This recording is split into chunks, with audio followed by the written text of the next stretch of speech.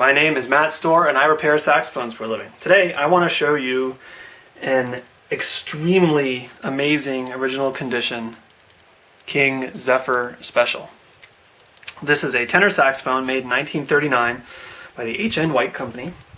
It has a sterling silver neck, although it might be difficult to see because this actually has the original lacquer on the neck. And you don't usually see that, so this has kind of a gold tint to it, even though it's solid sterling silver. But you hardly ever, this is the only time I've ever seen one in this kind of condition. It's basically original, and it still plays on most of its original pads. This is the direct predecessor to the King Super 20. Some of these did have these sterling silver bells, but I've never seen one. They did have the mother of pearl inlay on the side keys, on the palm keys, and on the G sharp. They are fantastic instruments, and this one is in just such amazing shape that even though I haven't overhauled it, because usually I only do these overviews when I have overhauled a saxophone, I figured I would show you guys just because it's so incredible. Let's see if we can get the light here so you can see the engraving. It says King Zephyr Special in the H.N. White Company. A beautiful engraving. Really beautiful work on here and really excellent condition lacquer. Serial number is 216,000, which puts it at 1939. These were introduced in 1937, so this is a fairly early one, still pre-war. Just look how gorgeous that is. You never see Kings in this kind of shape. Their lacquer is really not that great, and they're good horns, so they got played to death.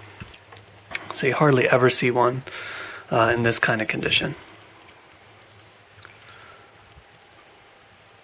Now all I did on this was kind of move a couple pads around. I replaced one, just trying to get it to play on its original pads, and it does, and it plays amazing, which is especially incredible considering I know it's leaky.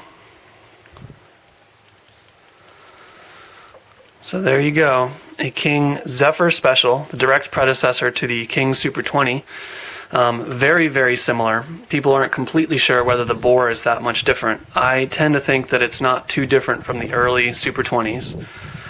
Shares an awful lot of the same characteristics as far as construction and playing. But they're just a little bit more rare than the Super 20s, particularly in this condition, which is just phenomenal. And I'll show you that silver neck again. It's got the double socket.